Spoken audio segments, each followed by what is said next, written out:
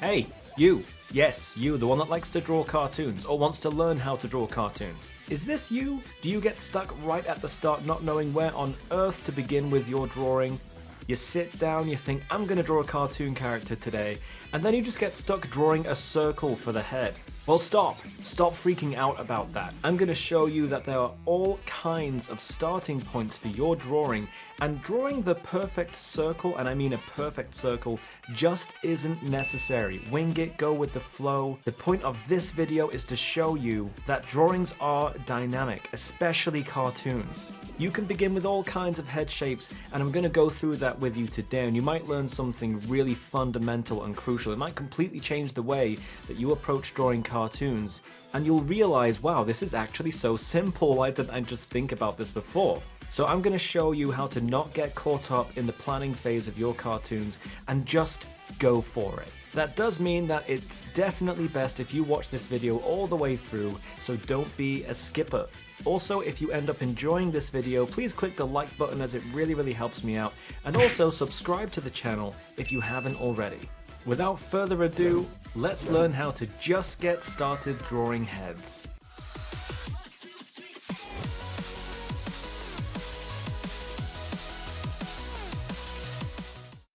So right here, I'm going to demonstrate exactly what I'm talking about here. I'm going to use Photoshop to produce this is a perfect circle. It's completely perfect. All I did there was I grabbed what's this tool called again? I can't remember what it's called. It's like a path tool. It doesn't show me the name when I hover over it, which is kind of annoying. But basically, if you hold shift, when you click and drag with it, it makes a perfect circle. But honestly, you can do that by drawing around the bottom of like a cup or a mug or a coin or anything that is round. You can basically just replicate that anyway on a piece of paper like a sketchbook. Okay, so there we go. And again, even then, it's not a completely perfect circle because I've just kind of drawn around it. So now what I'm going to do is, again, I'm going to draw a circle over here, and I'm not going to use that blue thing that I made a moment ago as a guard, or a guide rather. So all I'm going to do is I'm just going to wing it, I'm just going to draw something that's remotely round. This is not going to be perfect at all, but that's completely fine because that is exactly what I'm going for. But it's mostly circular, right? I mean, it's not, again, not perfect, but it's kind of there. So now what I'm going to do is I'm going to draw the same cartoon face on both sides, and I'm going to show you that the result's going to be more or less the same, but there might be small differences, and if there are small differences, then it's completely fine again, because I'm not looking to replicate an exact drawing here. I'm just looking to draw something. I'm just looking to have a bit of fun and to create a character. So on this side, I'm just going to complete this side first. As you can see, I've drawn like an X in the middle, like a big kind of cross in the middle. All that does is it helps me decide which way my character is facing.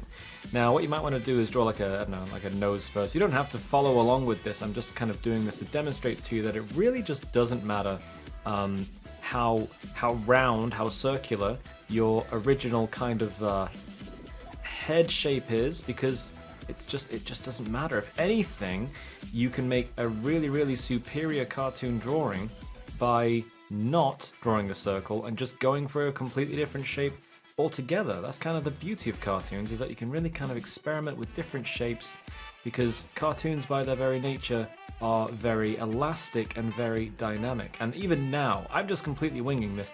I have no idea what this character is going to look like in the end, but the point of doing this is just to kind of show you guys, it didn't matter what the starting point was in terms of how exact it was as a circle. It just didn't really matter. Okay, so I'm just going to do this again over here. Remember, this one, I did not use a guide at all to make the circle perfect. So it's not a perfect circle. It's just a circle, and that's that. But again, as you can see, the result is turning out more or less the same. And after I've done this, I'm going to show you guys something else. Just to show you that, hey, you really don't have to start with a circle at all. But yeah, I'll get to that in a moment. I did draw that eye a little bit too close, so I'll just tickle that back with my eraser. There we go. Again, I'm not really bothered about making it exactly the same. That's not really the point. I'm just drawing two characters that are intended to look similar. And like the circle, the perfect circle of it it's just not going to matter. So nearly there now. I've drawn the eyes a bit smaller on the right side, but again, doesn't really matter. And then his hair has like 3 flicks to it like this. So as you can see, the overall quality is very, very similar. I mean, the one on the left is a little bit better, but I think that's just because it was the original one. But the fact that it's a perfect circle around it, if you look carefully, really hasn't made a difference to the overall shape of the character. The shape of the head is more or less identical. What's really different here is how I've drawn the eyes and stuff like that, but that's the stuff in the middle. That's inconsequential as far as the beginning shape of the head was. You know, I could have drawn a square and drawn that differently. So speaking of drawing squares, I'm actually going to get rid of this one on this side now. I'll get rid of that completely. Okay. And now, instead of a circle, I'm going to draw a square. I'm going to draw, actually, not a perfect square. I'm going to make it a bit bottom heavy on purpose, right? So the top is ever so slightly more narrow than the bottom. And again, I'm going to draw like a little kind of cross shape inside this. Almost looks like a window when you draw it like that. It looks like someone's window.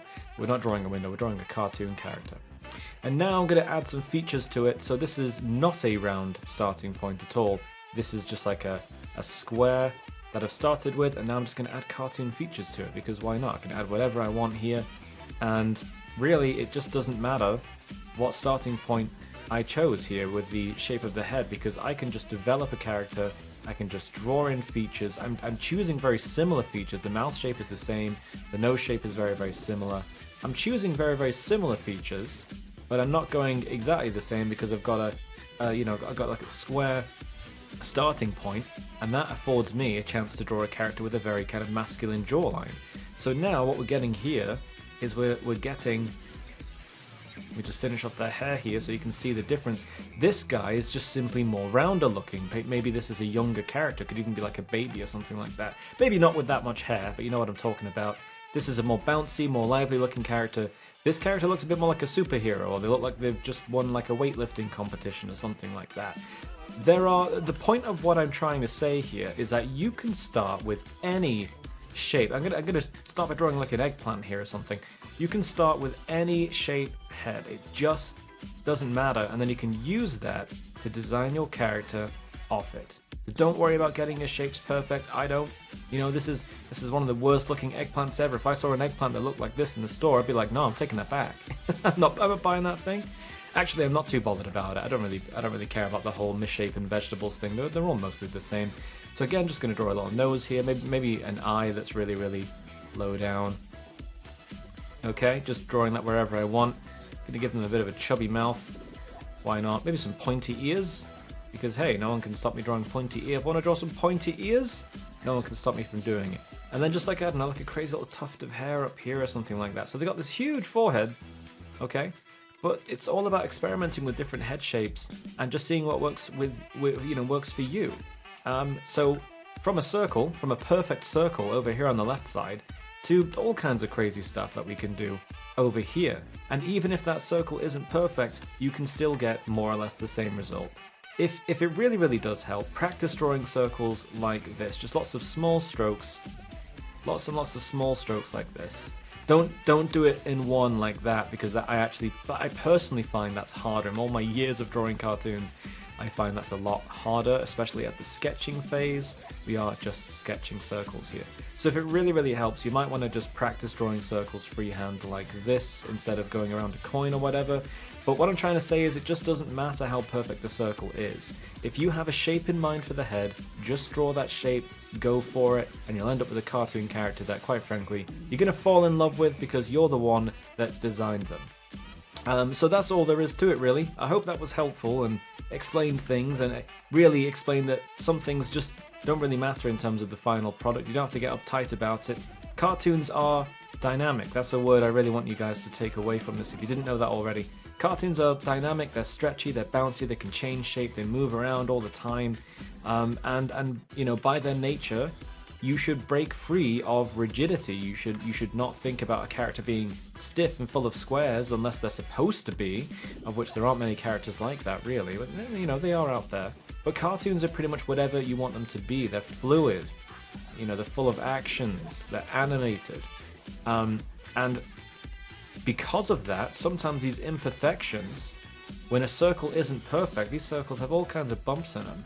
And that's fine. That's fine. It's still a perfectly good starting point for any drawn cartoon, providing it's a circle you actually want to start with. Or, you know, you can draw an eggplant or a square, as I covered earlier. But anyway, like I said, I hope that was helpful. And yeah, no outro this time. I guess I'll just end it there. Thanks, guys, and I'll catch you next time.